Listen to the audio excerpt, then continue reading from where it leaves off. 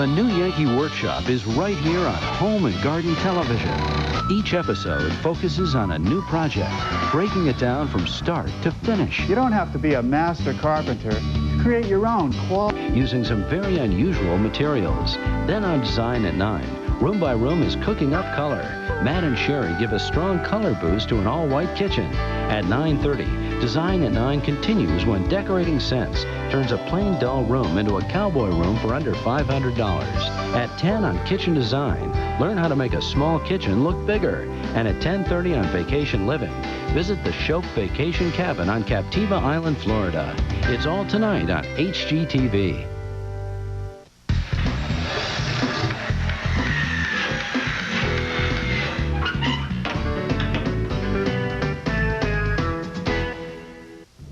Hi, I'm Ron Hazelton, the house doctor.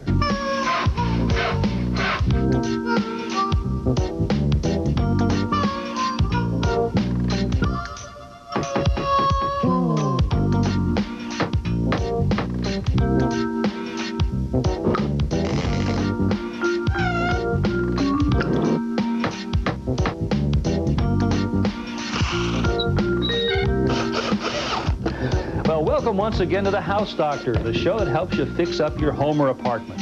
Now on today's program, I'm going to help a viewer brighten up his fireplace with some decorative tiles.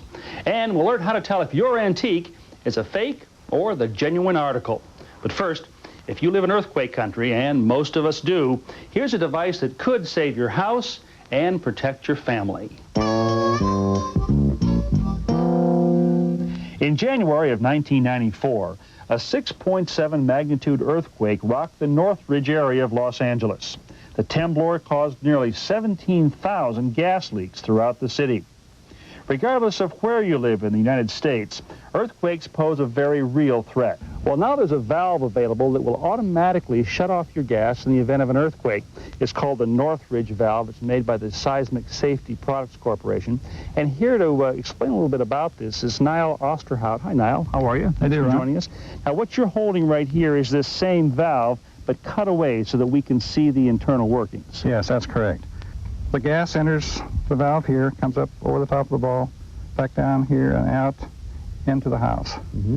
When an earthquake occurs, 5.2 or greater, the ball drops and closes off the gas.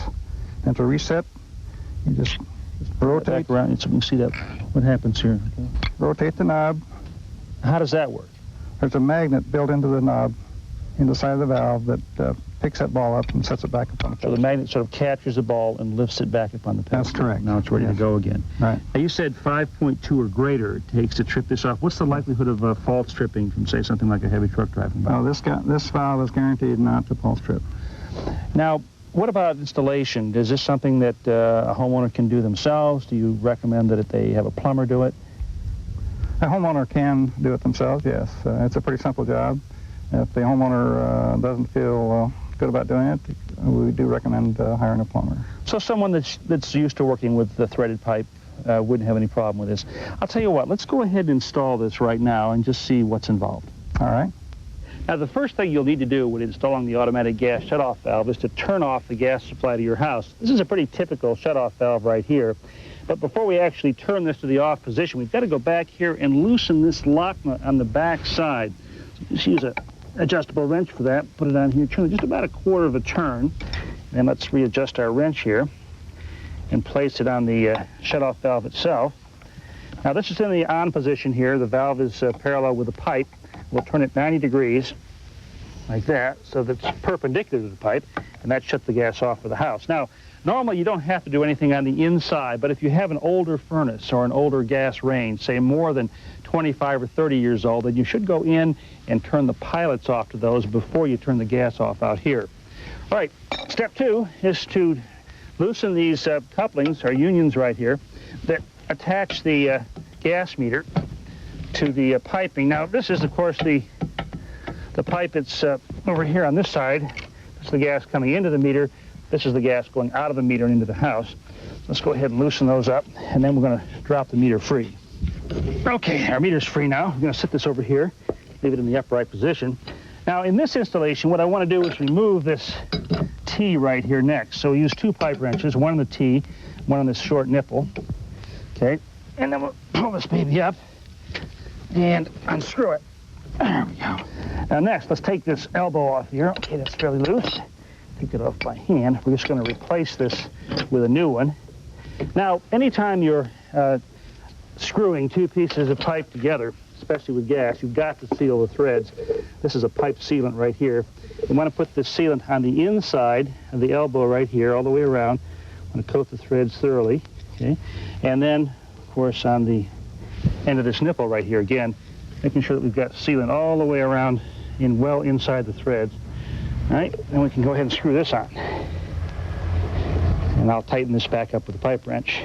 Now, in this installation, we want to set the automatic shutoff valve about 6 inches to the right. So to get over there, we're going to put a 6-inch nipple into the end of that first elbow, and then attach another elbow onto that, and then a short nipple, which is going to go into the back of the automatic valve. Now, we want to tighten this valve with a pipe wrench placed right on the body itself. I'm going to bring this around so that it's approximately level. Now, we're doing some final leveling right here right now. Okay, that's good. Now, because that ball has to balance on top of that pedestal, this valve has to be installed in a level position, both this way and this way. But look at this. You don't have to use a level to do that because they've built right in a leveling device. This chain right here acts like a pendulum. And as long as the end of this is within this circle down here, this hole, the valve is level in both directions. With our valve in place, let's go ahead and reinstall our gas meter here.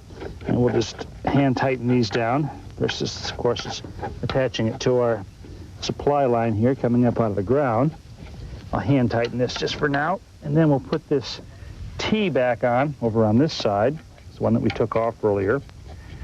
And then I'll snug these up using a large pair of channel locks. To connect the gas meter to the automatic shutoff valve, we're going to use a flexible gas line here. This is a special line that's designed for exterior use. And the reason we're doing this is that in an earthquake, if the house starts to shake one way and the ground starts to shake another, this prevents the pipe from snapping and breaking in half. Gives, as you can see, some ability to move back and forth without breaking. All right? And once again, we want to use 2 wrenches, one there, one on this nut, and we'll snug these up. I'm putting the automatic valve in the off position right now, and now we're going to turn the gas supply back on by turning this valve up like this so that it's parallel with the pipe, like so. Now remember, we loosened that nut on the back side here, so we want to retighten that. Let me just open up the wrench a little bit here. Okay, this on here. Okay, good. Now, we want to check all the pipe fittings, starting right down here, with a soapy water solution, looking for any possible leaks. If we had leaks here, we would see bubbles coming up. So far, I don't see anything. Go all the way around every valve. Well, now it's time to check the valve itself and see if it's sealing properly. Let's take this plug out right here. We're going to set the valve open. Okay, you can hear the gas coming out. That's that whistling sound. It's in the open position now, all right? You can tap it like this. The ball bearing has fallen into the hole below. The gas now should be completely off. So what we'll do is we'll spray some soap on here. And if we've got nothing coming out, if we did have a leak here, let me show you what it probably would look like. Just open this up a little bit. Okay, a little bit here. There, see that bubble coming out right there? If we had anything like that, we'd know that we weren't getting a tight seal inside the valve. This valve sells for about $199. And installation, if you're going to have a professional come in and do it, could be anywhere from $150 to maybe $200. It really depends on the configuration of your plumbing and how much work is involved. So if you live in an area that has even a mild prospect of earthquakes, this could be a life-saving device to install in your home. Next, make your fireplace come alive with decorative floor tiles. And later, detecting antique frauds.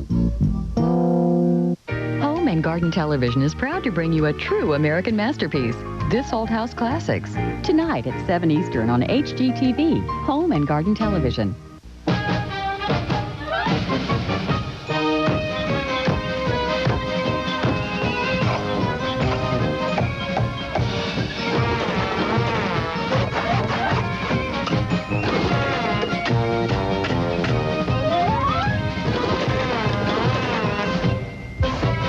If there's work to be done, there's a Wells Lamont glove to do it.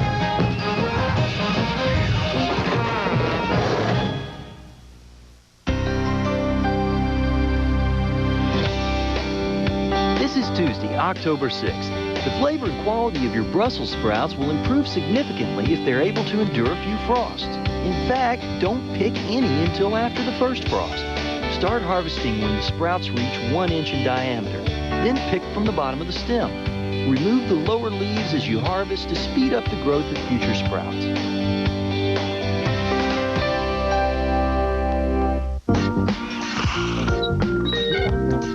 Well, this is Randy. Hey, Randy, how you doing? Thanks for being on the show with us. And we were just looking at a photo of his fireplace here. Let me show it to you. It was kind of what? These were plaster ornamentation around here? That's correct. And what was it you didn't like about this? Well, it was falling apart, and it was too massive. It was just too big, and it was just ugly. So I decided to change it. So you've put some tile on here. You removed the mantle and some got some oak trim. Got a much more contemporary look, right? That's right. And now, I guess you're wondering what you're going to do with the mantle, with the hearth down here. Right. I really don't like this look of it, so I pulled some ceramic tile off my entryway, and I wanted to get your idea of if it would fit here or not. You were actually able to take it up without damaging it? That's right. Hey, listen, would you mind grabbing a few pieces of that and bring them in here so we can kind of take a look at what you're planning? You know, these are actually Italian. You know, it amazes me that you were able to get these up without damaging them. Anyway, look, this is very interesting. Each 4 tiles forms kind of a circular pattern right here. Okay? You see that? Now, we could cut up these tiles. In other words, I could push these this way and have like a partial tile around the edge or in the middle here, but I think it really would look a bit odd. And these look best if we have these 4 distinct groupings together here. So let me suggest a couple things to you. One is that we could take a second tile, actually something maybe in this color or this color, and inlay that all around here where we see the hearth showing through. Or, and I kind of like this a little bit better, we'll actually take some concrete and we'll pour colored concrete in here. Again, one of the colors out of here. What I like about that is it leaves us without any seams or joint marks. And I think these will show off a little bit better and there'll be a little bit less, clutter going on. Does that sound okay? Sounds real good to me, Ron. Okay, let's do it that way. This existing tile, or actually this may not even be tile, it may be concrete that's just been scored to look like tile, has a bit of a waxy feel to me. Perhaps floor wax has gotten here, I'm not sure. But I want to take that off before we put our new tile on. This is ammonia. I'll put maybe like half a cup in there. This should cut off that wax, give me a nice clean surface to make sure that the mortar that we're going to put down here in a moment will have a better chance at getting a good bond. Now this is what we're going to be using to attach our new tiles here to our existing tile or concrete, whatever it happens to be. This is called a thin set mortar, and this particular one has an acrylic polymer added to it. I kind of prefer that in situations where we're going to put tile on top of existing tile. Now I've mixed this up. Let's take a little bit on the putty knife and put that on here. Now we're going to spread this around using a notch trowel. Now whenever you buy this material, somewhere on the package, it'll show you, that you need a notch trowel, and it'll tell you what size you need for any particular application. For us right now, this is calling for a notch that's about 1/4 inch wide by 3/8 of an inch deep. All right, let's put a little bit more down here on the surface. There we go. And then we'll start to spread this out using our trowel. Now you want to hold this up on an angle about 45 degrees. You see there? So we're creating our ridges here that are about, in this case, 3/8 of an inch high. Now let's put our first tile in here. I'm going to start here in the center. Actually, I want to put the edge of this right along that center line there. Kind of give this a little bit of a twist as I press it into place. And we'll drop the second one in here. I want to make sure that this pattern now is going to continue. That is that circle. And I'm going to butt these right up next to each other. I'm actually probably not going to use a grout joint in these. We've cleaned up some of this excess thin set in between the tiles here. Really not necessary. We're going to be covering that later, but I think you can see a little bit better what's going on here. The next step is to take this piece of oak molding, and we're going to install this around the outside edge here. Okay, Randy, if you can put yours in position there. I put some tape down here to help us position this. I think this has got to come back to you a little bit. Something like that. Looks good here, Ron. Okay, great.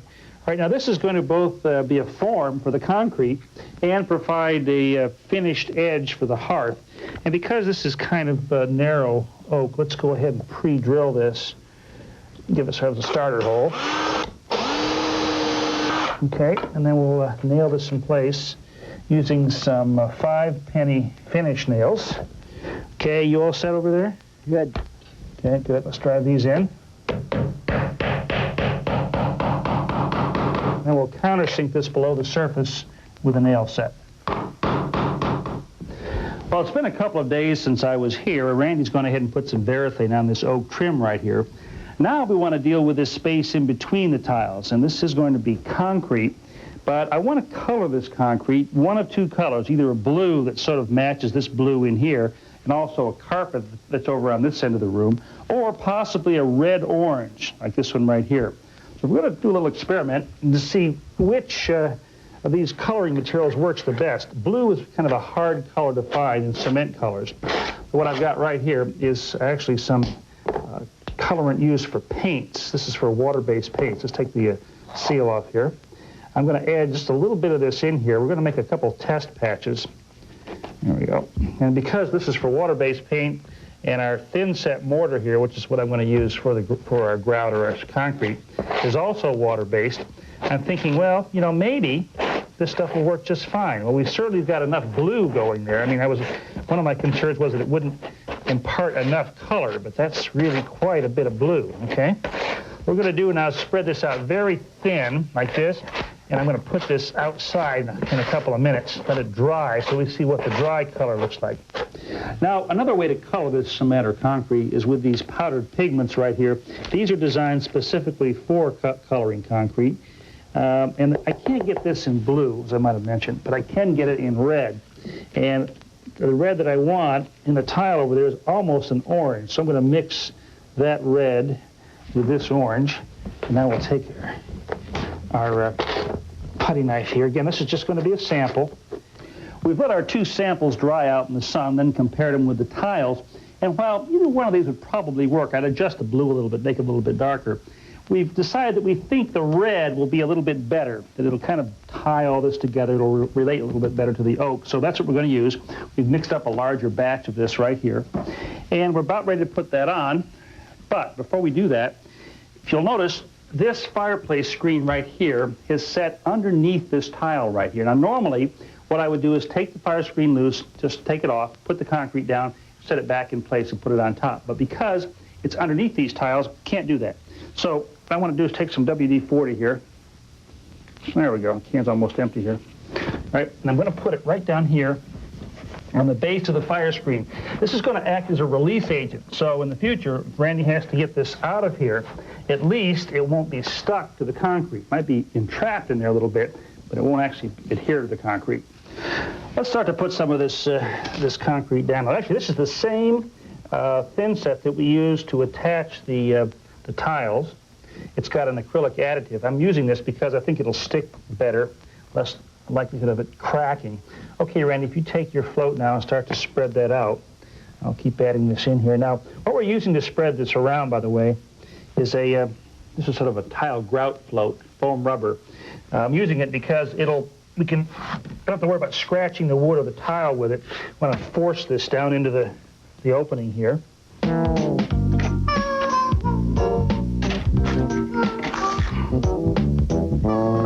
What I'm finding here is really that rubber float didn't work too well. This wide putty knife seems to be doing a much better job of cleaning off this excess and forcing it into the joint. Now, we've used sponges to sort of level the cement and clean the bulk of it off the tile. And then I'm coming back now with this paper towel to take this haze off. And we're pretty much done. We've got a little bit of cleaning up to do. You want to wait until the cement or concrete, whatever you're using, is somewhat firm before you do this process so that you can clean it up and level it easily. Now, when we're through here, this will lighten up a little bit more. Perhaps it might even turn out to be a little bit lighter than this orange here, but I think we got a pretty good color match. So, Randy, what do you think? Does this look the way you wanted it to? I think it looks absolutely great. Yeah. I appreciate it. And I think we really have showcased these tiles here by making these three squares. And this color is going to blend in nicely with the surrounding floor. Anyway, if you're looking for an innovative way to decorate your hearth, well, this is one possibility for you. Next, learn the tricks and techniques for detecting fake antiques.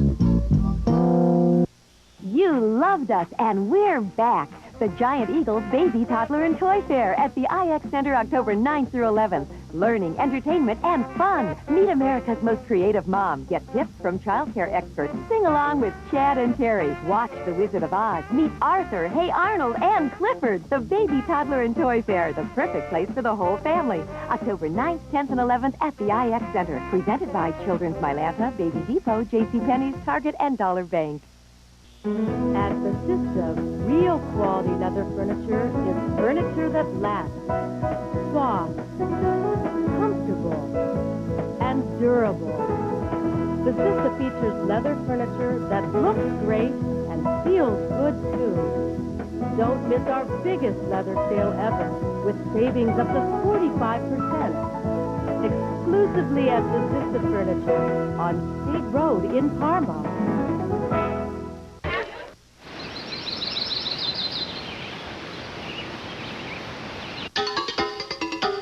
Wherever introduces non-stick cookware that's safe for use with metal utensils. Thanks to the tough new DuPont Silverstone surface with Scratch Guard. Wherever. For something new is always cooking. The ball is in the air. It's a Hail Mary. There are in this life of trial and woe those who wrestle with the unexpected. And those who plan ahead.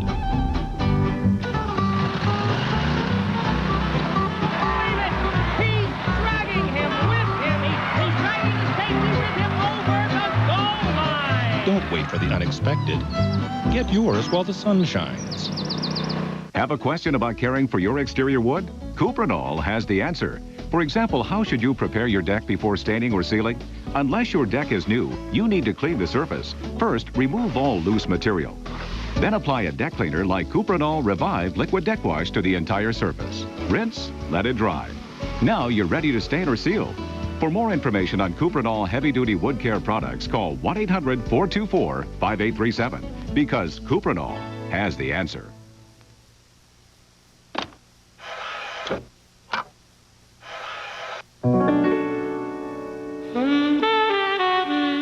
The gentle whisper of a saxophone. The warm glow from a fine wine. The light from a Sylvania halogen 60-watt inner tungsten glass capsule A-line bulb. Just call us hopeless romantics. Sylvania, brilliant light. Every battery says they're better. One thing's for sure. With Railback, you get long-lasting alkaline power for less money. If you don't think they're just as good, you get your money back. You heard it here first. Here's Joanne McDowell with some great tips on how to tell the fakes from the genuine article the next time you go antique shopping. Antiques are a wonderful way to anchor the interior design of a room. Here are some tips on what to look for when purchasing an antique to make sure that what you get is what you think you're getting. Here we have 3 chairs from the Louis XVI neoclassic period, very popular style. This chair here was built in the 1700s and is of the period. This is an antique reproduction built approximately 100 years later, and this one built just yesterday. As you can see, there's quite a difference in size. People in the 1700s were quite small, so the furniture is small. If someone were to tell you that this large chair was of the period, you'd know that this wasn't accurate information. Another thing to look for is the depth and complexity of carving in a piece like this. This was done in the mid-1800s, and as you can see, it's very deep and very carefully done. You'll see a ribbon detail here, a little flower here. This is very labor-intensive and extremely expensive to do today. Also, don't be fooled by this worn-looking finish. Any good finisher today can create the same thing, so this doesn't necessarily mean it's an antique. Growing in popularity is the collecting of antique textiles. Here we have a Kazakh antique Persian rug, 1910, that is a very good example. If you look at it closely, the pile is rather worn, which tells you that it's old. Secondly, the vegetal dyes have softened with age. You'll notice in the rug behind me, which is new and made in exactly the same way, that the colors are extremely vibrant. It, too, will soften to the patina that you see in this rug. Something else to look for is to check the back of it and to see if it's been repaired in any way. It's usually fairly obvious if you look on the back. Not all antiques come in large packages. Here are some very beautiful silver boxes that date back to the 1800s.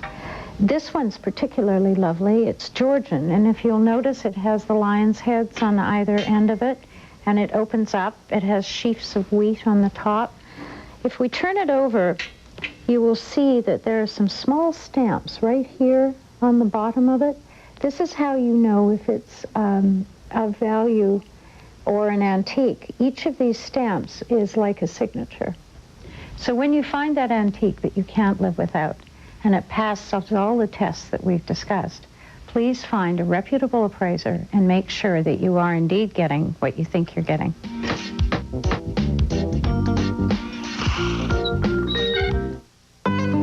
Spreads like buttercream, covers like royal icing. My everyday paint colors and combinations make decorating a piece of cake, and they're available at Sears and at Kmart.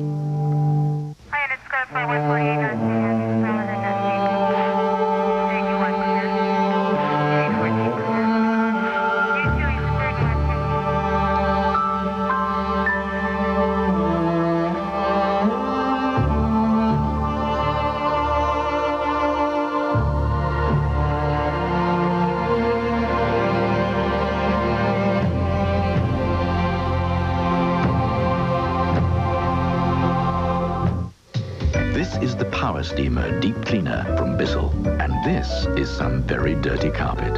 Fortunately, the Power Steamer has Smart Mix to control the cleaning solution going in and an exclusive power brush to lift grimy particles out. So it not only gets the dirt out of your carpet, the Bissell Power Steamer gets the really deep down dirt. Life's messy. Clean it up. For my everyday paint colors and combinations, I didn't just pick the colors. I picked the colors that go with the colors you pick, and they're available at Sears and Kmart.